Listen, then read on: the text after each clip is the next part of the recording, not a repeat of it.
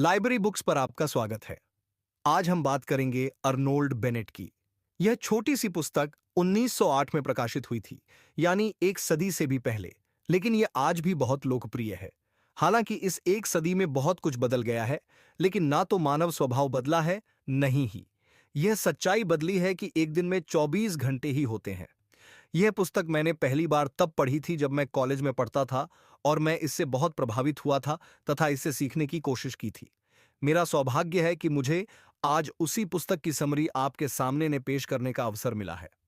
Author Arnold Bennett बताते हैं कि अखबारों में दर्जनों लेख छपते हैं जो यह ज्ञान देते हैं कि कम पैसों में जीवन कैसे जिए। इस विषय में लोगों की काफी रुचि भी है। लोग ये जानना चाहते हैं कि वे 10,000 महीने में अच्छी तरह कैसे जी सकते हैं। इसी कारण मैंने ऐसे लेख बहुत देखे हैं, हर सप्ताह 2,000 रुपये 400 में कैसे जिए, लेकिन आज तक मैंने एक भी ऐसा लेख नहीं देखा जो यह बताता हो कि हर दिन 24 घंटों में कैसे जिए। और इसीलिए यह बुक लिखी गई है जिसमें आपको अपने 24 घंटों को बिल्कुल सही तरीके से जीना सिखाया जाएगा। दोस्तों, अगर आप भी अपने 24 घंटों का बिल्कुल सही तरीके से इस्तेमाल करना चाहते हैं तो वीडियो को पूरा देखना और एक भी पॉइंट मिस मत करना। चैनल पर नए हो तो सपने सच होते हैं, इस चैनल को सब्सक्राइब जरूर कर लेना। तो चलिए शुरू करते हैं। पॉइंट नंबर 1, अपने समय की जांच करें। तो आइए समय के बजट की जांच करके शुरू करते हैं। आप कहते हैं कि आपका दिन पहले से ही लबालब भरा हुआ है। कैसे आप दरअसल महीने भर की सैलरी के कमाने में रोज कितना समय खर्च करते हैं? औसतन 8 घंटे और नींद में 8 घंटे। मैंने आपकी बात मान ली। अब मैं आपको चुनौती देता हूं कि आप मुझे इसी पल यह हिसाब दें कि बचे हुए 8 घंटों में आप क्या करते हैं। अब हम समय के खर्च की जांच करेंगे। इसके लिए हमें एक एग्जाम्पल लेना होगा जिससे हमें स्थिति समझ में आ सके। मुंबई में रहने वाला एक आदमी ऑफिस में 10 से 6 तक नौकरी करता है और सुबह शाम अपने घर और ऑफिस के बीच यात्रा करने में 50-50 मिनट का समय लगाता है। हम इसे ही अपना आम आदमी मान लेते हैं। वह आदमी 10 से 6 के बीच के उन 8 घंटों को ही अपना पूरा दिन मान लेता है। इसका परिणाम यह होता है कि भले ही वह बाकी घंटे बर्बाद ना करें, लेकिन वह उन्हें जिंदगी में गिनता ही नहीं है। वह तो उन्हें बस हाशिया समझ लेता है, यानी वह उन्हीं 8 घंटों को अपना पूरा दिन मानने की गलती करता है जिनमें वह नौकरी या कामकाज करता है। कोई हैरानी नहीं कि वह जीवन से असंतुष्ट और असफल महसूस करता है। अगर कोई आदमी अपने 2/3 समय को भूलकर केवल 1/3 समय को ही सबसे महत्वपूर्ण मान ले, जिसके लिए उसमें कोई प्रबल उत्साह नहीं है, तो वह जीवन को पूरी तरह से जीने की उम्मीद कैसे कर सकता है? वह नहीं कर सकता, और उसे करना भी नहीं चाहिए। अगर मेरा यह आम आदमी पूरी तरह से जीना चाहता है, तो उसे अपने दिमाग का इस्तेमाल करना होगा, जो पृथ्वी का सबसे शक्तिशाली सुपर कंप्यूटर है। उसे एक दिन के भीतर अपने दूसरे दिन यानी असली दिन की योजना बनानी होगी। उसका यह मानसिक या आंतरिक दिन शाम को 6 बजे शुरू होना चाहिए और सुबह 10 बजे खत्म होना चाहिए। आपका असली दिन वह नहीं है जब आप अपना पेट पालने के लिए नौकरी करते हैं। आपका असली दिन तो तब शुरू होता है जब आप नौकरी करने के बाद घर लौटते हैं। यह ना भूले कि ऑफिस के बाद भी आपके पास दिन में 16 घंटे का समय बचता है, और इन 16 घंटों में आपको और कुछ नहीं करना है, बल्कि अपने शरीर, मस्तिष्क और आत्मा का विकास करना है। संभव हो तो अपने साथी इंसानों के शरीर, मस्तिष्क और आत्मा का भी। इन 16 घंटे में वह आदमी स्वतंत्र है। अब उसे बॉस के आदेशों की चिंता नहीं है। अब उसे दूसरों की शर्तों या आदेशों के हिसाब से चलने की जरूरत नहीं है। अब वह अपनी शर्तों पर जिंदगी जी सकता है। इन 16 घंटों में वह उतना ही स्वतंत्र है जितना कोई इंसान हो सकता है। उसे अपने दिन के बारे में यही नजरिया रखना चाहिए, और उसका नजरिया ही सबसे महत्वपूर्ण है, क्योंकि उसके नजरिए से ही यह तय होगा कि वह सफल होता है या असफल। उसके जरिए पर ही जीवन में उसकी सफलता निर्भर करती है। मेरे आम आदमी को यह महत्वपूर्ण बात पता होना चाहिए कि मस्तिष्क बिना थके लगातार मेहनत कर सकता है। यह हाथ या पैर की तरह नहीं थकता है। यह तो बस परिवर्तन चाहता है। नींद को छोड़कर इसे किसी दूसरे आराम की जरूरत नहीं होती। अब मैं 16 घंटे गुजारने के अपने आम आदमी के वर्तमान तरीके की जांच करूंगा।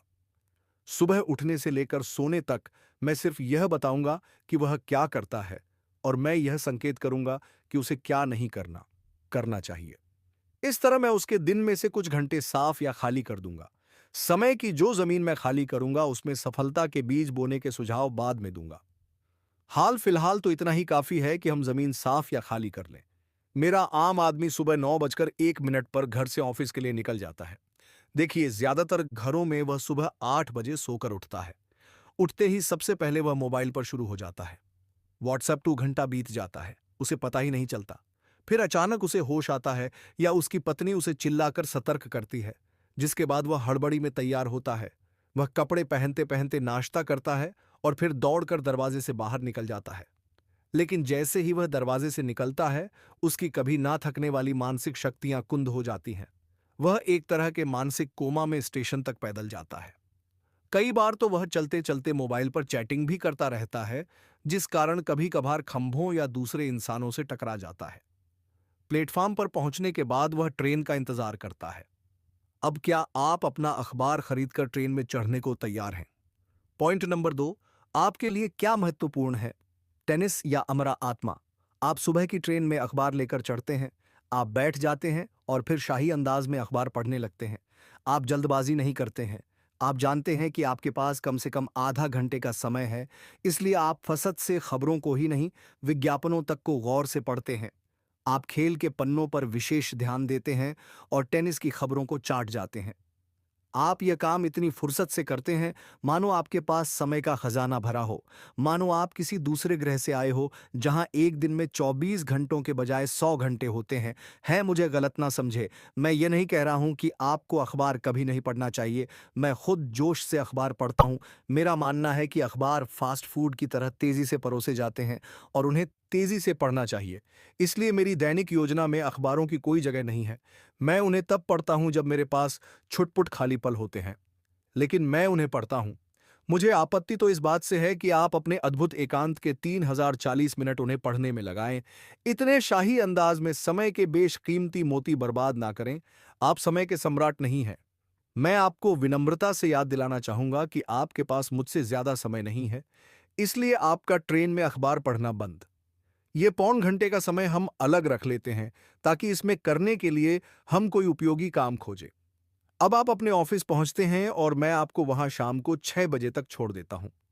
मैं जानता हूं कि दिन के बीच में आपको 1 घंटे का समय मिलेगा जिसके आधे हिस्से में आप खाना खाते हैं, लेकिन मैं आपको ये सारा समय देता हूं जिसे आप अपनी मर्जी से खर्च कर सकते हैं। और हाँ, इस दौरान आप अपना वह अखबार भी पढ़ सकते हैं जिसे मैं आपको ट्रेन में पढ़ने से रोका था। मैं आपसे दोबारा मिलता हूं। जब आप अपने ऑफिस से बाहर निकलते हैं, आपका चेहरा पीला है और आप थके हुए हैं। कम से कम आपकी पत्नी तो यही कहती है कि आपका चेहरा पीला है, और आप उसे यह समझने देते हैं कि आप थके हुए हैं। घर लौटने की यात्रा में आप थकान का भाव धीरे धीरे बढ़ाते जाते हैं। आप घर आते ही तुरंत डिनर नहीं करते हैं, लेकिन ये आध घंटे में आपको महसूस होता है कि आप बैठकर थोड़ा खा सकते हैं और आप डिनर कर लेते हैं। फिर आप सिगरेट पीते हैं, आप दोस्तों से मिलते हैं, आप झलकदमी करते हैं, आप ताश खेलते हैं, आप किसी पुस्तक के साथ फ्लर्ट करते हैं, आप इस बात पर गौर करते हैं कि आप पर बुढ़ापा आ रहा है, आप टहलते हैं, आप पियानो को छूते हैं। हे भगवान, 11 बज गए। फिर आप 40 मिनट तक सोने जाने के बारे में सोचते रहते हैं, और हो सकता है कि इस दौरान आपका किसी बहुत अच्छी व्हिस्की से मिलन हो जाए। आखिरकार आप बिस्तर पर जाते हैं। दिन के काम से थके हुए ऑफिस से निकलने के बाद 6 घंटे या इससे ज्यादा बीत चुके हैं। वे किसी सपने की तरह जा चुके हैं, जादू की तरह जा चुके हैं, और आपके पास कोई लेखा जोखा नहीं है कि वे कहाँ गए। मेरा सुझाव है कि आप 6 बजे सच का सामना करें और यह स्वीकार करें कि आप थके हुए नहीं हैं। इसके अलावा अपने डिनर का समय इस तरह तय करें ताकि यह शाम के बीच में ना पड़े। कम से कम 3 घंटे लगातार खाली रखें। मैं ये सुझाव नहीं दे रहा हूं कि हर रात को 3 घंटे तक अपनी मानसिक ऊर्जा का इस्तेमाल करें, लेकिन मैं यह सुझाव जरूर देना चाहूंगा कि आपको शुरुआत में हर दूसरी शाम को 1.5 घंटे का समय मस्तिष्क के महत्वपूर्ण और निरंतर विकास में लगाना चाहिए, जैसा आप गौर कर सकते हैं। इसके बाद भी आपके पास दोस्तों से मिलने, ब्रिज या टेनिस खेलने, घरेलू कामकाज करने पड़ने, पाइप पीने, बागवानी करने, चहलकदमी करने और कार्यक्रमों में जाने के लिए 3 शामें खाली रहेंगी। इसके बाद भी आपके पास शनिवार को दोपहर 2 बजे से लेकर सोमवार को सुबह 10 बजे तक 44 घंटों की दौलत रहेगी।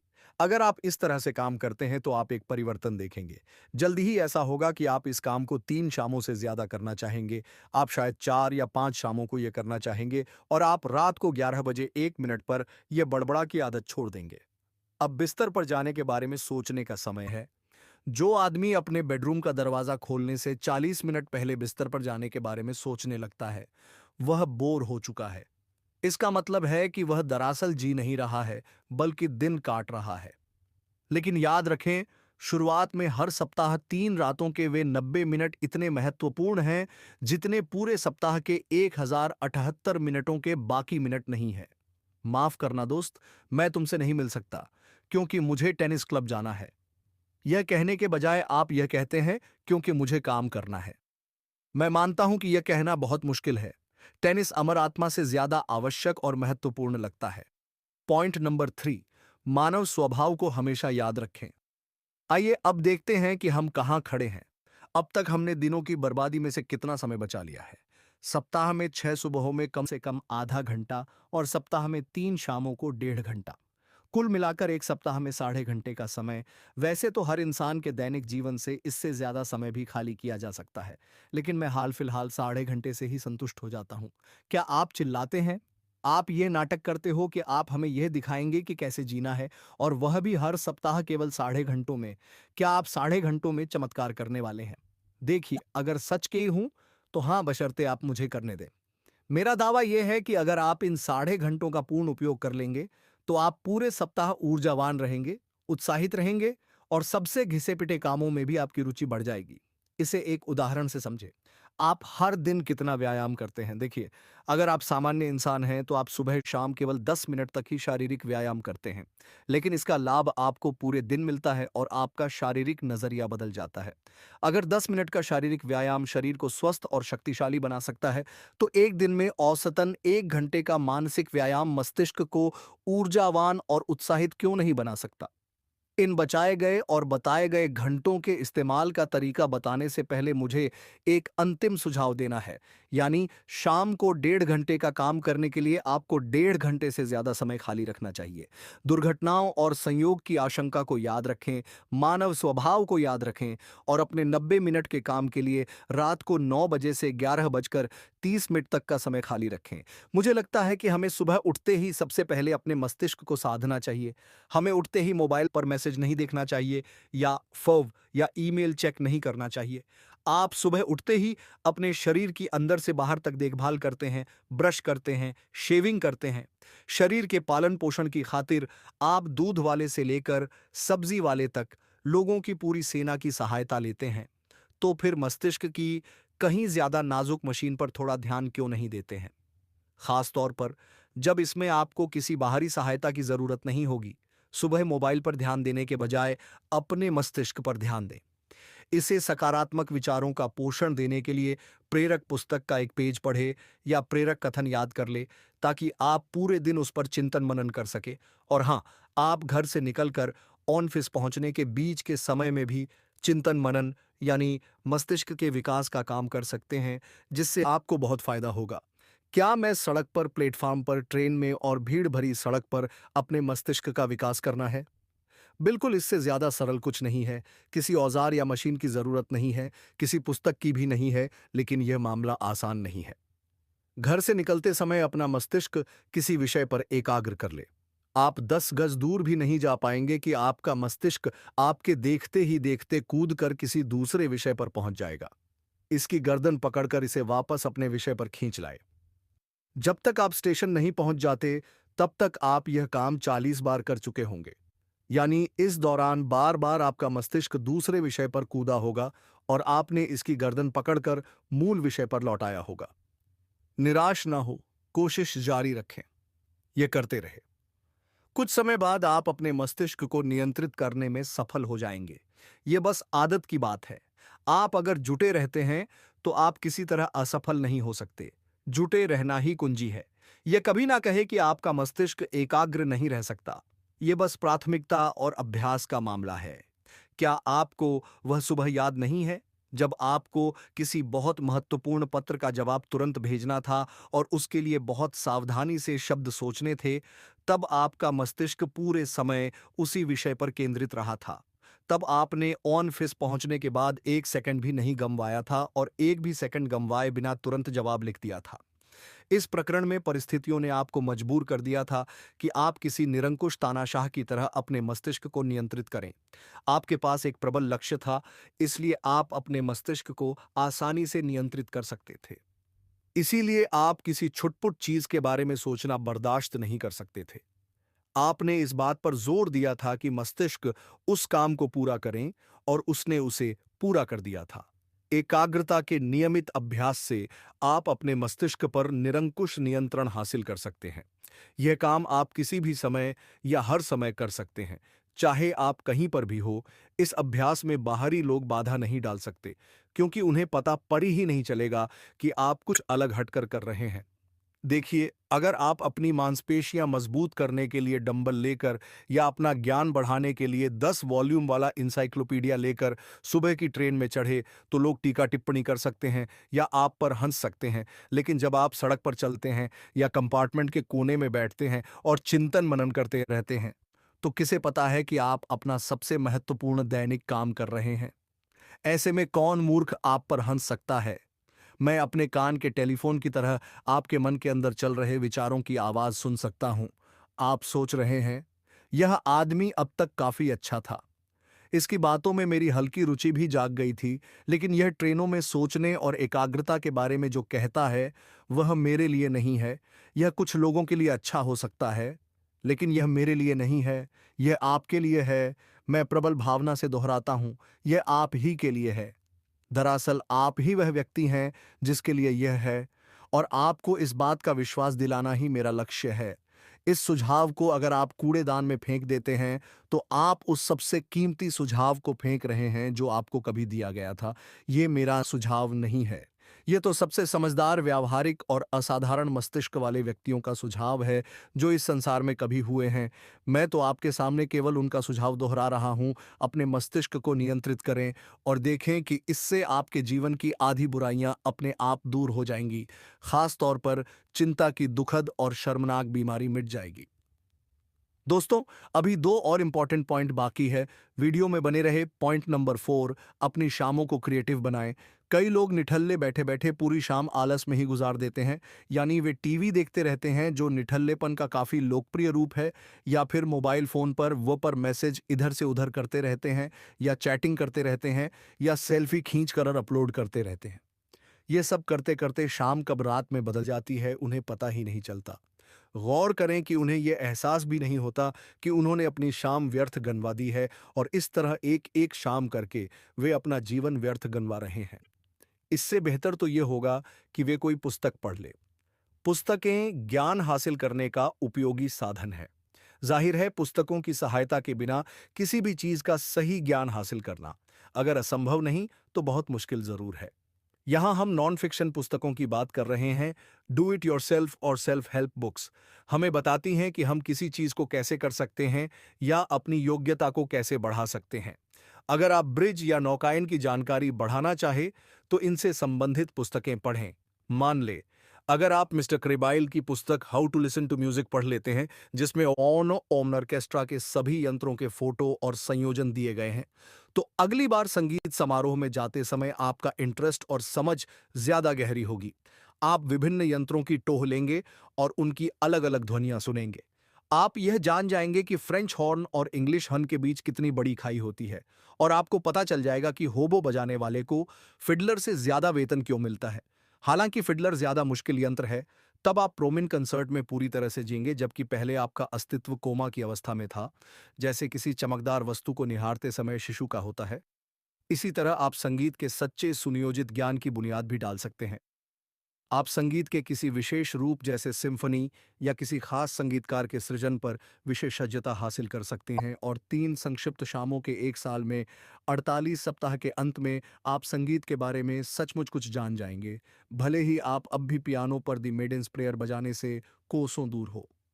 अब सबसे महत्वपूर्ण बात, आप कहते हैं कि लेकिन मैं संगीत से नफरत करता हूं। प्यारे दोस्त, मैं आपका सम्मान करता हूं। जो बात संगीत पर लागू होती है, वह दूसरी कलाओं पर भी लागू होती है। पॉइंट नंबर 5, इन खतरों से बचे। मैंने मौजूद के पूरे इस्तेमाल और जीवन जीने के महान उद्देश्य, जो केवल जिंदा रहने से अलग है, के बारे में शायद बहुत लंबा भाषण पेल दिया है। लेकिन अब मैं कुछ खतरे भी बताना चाहूंगा जो आपकी राह में आएंगे। पहला है मिथ्या अभिमानी बनने का खतरा। देखिए, मिथ्या अभिमानी इंसान ये मानकर चलता है कि पूरी दुनिया में डेढ़ बुद्धि है, एक उसके पास है और बाकी आधी पूरी दुनिया में बटी हुई है। आपके मन में डींगे हाँकने का प्रलोभन आएगा। आप दूसरे लोगों को मूर्ख साबित करने के लिए ललचाए। जब कोई आपकी बात नहीं मानेगा तो आप गुस्सा हो जाएंगे कि उसने आपकी बात का विरोध कैसे किया, क्योंकि आप ही हैं जो सब कुछ जानते हैं। इसलिए मिथ्या अभिमानी बनने के इस खतरे से सावधान रहे। जब आप अपने पास मौजूद सारे समय का उपयोग करने का बीड़ा उठाएं, तो आपको यह भी याद रखना चाहिए कि आपको केवल अपने समय का ध्यान रखना है, दूसरे लोगों के समय का नहीं होता। यह है कि इंसान जब खुद कोई अच्छा काम शुरू करता है तो वह दूसरों को बताने लगता है कि उन्हें भी वही काम शुरू कर देना चाहिए। ऐसा ना करें। पृथ्वी अपनी धुरी पर तब भी काफी आराम से घूम रही थी जब आप अपने दिन के 24 घंटे बर्बाद कर रहे थे, और यह आगे भी घूमती रहेगी, चाहे आप समय के खजाने के खजांची की अपनी नई भूमिका में सफल हो या ना हो। आप क्या कर रहे हैं या करने वाले हैं, इस बारे में ज्यादा बकबक ना करें। इस बात पर अफसोस जाहिर ना करें कि पूरा संसार हर दिन कितने सारे घंटे जानबूझकर बर्बाद कर रहा है और एक आप ही हैं जो अपने समय का सदुपयोग कर रहे हैं। उपदेशक ना बने, हो सके तो मिसाल बने। दूसरा खतरा यह है कि आप समय के सदुपयोग के गुलाम बन जाएं और किसी भी तरह की मौज मस्ती को अपराध मानने लगे। समय का सदुपयोग कोई कानून नहीं है जिसका आप कभी कभार उल्लंघन न कर सकते हो। इसका सम्मान तो करें, लेकिन इसकी पूजा ना करें। कई लोग समय का सदुपयोग करने के चक्कर में जीवन को बोझ या बोझिल बना लेते हैं। उनके रिश्तेदार और दोस्त इस बात पर अफसोस करते हैं और कई संबंध इसी कारण टूट जाते हैं। मैंने पीड़ित पत्नी को यह कहते सुना है, आर्थर हमेशा ठीक 18 बजे कुत्ते को बाहर घुमाने ले जाता है और हमेशा ठीक बजे पढ़ना शुरू कर देता है, इसलिए यह संभव ही नहीं है कि हम यह करें आधी आधी। और यह दुखद बात यह बताती है कि यह आदमी अपने जीवन को उस तरह से नहीं जी रहा है जिस तरह उसे जीना चाहिए। हर नियम में अपवाद की गुंजाइश होती है और आपको भी रखनी चाहिए, लेकिन ध्यान रहे, आपको यथासंभव योजना का सम्मान करना चाहिए। अगर आप इसका सम्मान नहीं करते हैं तो यह खराब मजाक के अलावा कुछ नहीं होती। इंसान को योजना के प्रति सही सम्मान रखना चाहिए। लचीलापन ना तो बहुत ज्यादा होना चाहिए ही बहुत कम होना चाहिए। इसके अलावा तीसरा खतरा है जल्दबाजी या हड़बड़ी की नीति। इस बात की हड़बड़ी ना पाले कि आपको वर्तमान काम के बाद क्या क्या करना है। यह तो जेल में रहने जैसा है, जहां आपको एक काम पूरा करने के तुरंत बाद दूसरा काम करना पड़ता है। अगर आप कुत्ते को 8 बजे घुमाने ले जाते हैं तो इस बारे में लगातार ना सोच रहे कि आपको पौ बजे पढ़ना शुरू करना है, और इसमें 1 मिनट की देर भी नहीं होनी चाहिए। इसके बजाय इस दौरान सार्थक चिंतन, मनन या विश्लेषण करें। यह ना भूले कि समय की हमारी समूची योजना का उद्देश्य चिंतन, मनन और विश्लेषण है। पढ़ना सिर्फ साधन है, इसलिए इसे साध्य ना बनाए। अंत में मैं वह सबसे मुख्य खतरा बताने जा रहा हूं जिसका मैं पहले ही संकेत कर चुका हूं, और वह है काम की शुरुआत में असफलता का जोखिम। मैं इस पर जोर देता हूं। शुरुआत में असफलता बड़ी बड़ी आसानी से आपके नवजात विचार या आवेग को मार सकती है, इसलिए इससे बचने के लिए हर सावधानी बरतें। मैराथन दौड़ने वाले धावकों की तरह शुरू में धीमे दौड़े, पहली लैप की गति को बेहद धीमे लेकिन यथासंभव नियमित रखें, और किसी निश्चित काम को करने का निर्णय लेने के बाद इसे पूरा करें, भले ही इसकी खातिर आपको नीरसता और अरुचि की कीमत चुकाना पड़े। यह ना भूले कि किसी थकाने या पकाने वाले काम को करने के बाद हमारा आत्मविश्वास बहुत ज्यादा बढ़ जाता है। मैं उन शाम के घंटों में आप कौन सा काम करेंगे, यह चुनते समय अपनी स्वाभाविक रुचि या रुझान के हिसाब से निर्णय लें। महान फिलोसोफर बनना अच्छी बात है, लेकिन अगर आपकी फिलॉसफी में कोई रुचि नहीं है बल्कि इतिहास में गहरी रुचि है, तो यह ज्यादा बेहतर होगा कि आप फिलॉसफी को रहने दें और इतिहास के अध्ययन को चुनें। तो दोस्तों, यह थी अर्नोल्ड बेनेट द्वारा लिखित 24 घंटों में कैसे जिए इस बुक की कंप्लीट समरी।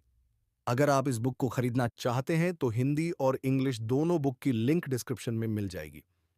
दोस्तों, मुझे उम्मीद है यह वीडियो आपको पसंद आया होगा। आपको यह वीडियो कैसा लगा कमेंट सेक्शन में जरूर बताना। अगर आपको इस वीडियो से कुछ वैल्यू मिली हो तो इसे लाइक कर देना, और चैनल पर नए हो तो सपने सच होते हैं, इस चैनल को सब्सक्राइब जरूर कर लेना, क्योंकि ऐसे ही बुक सीरीज आपको मिलती रहेगी।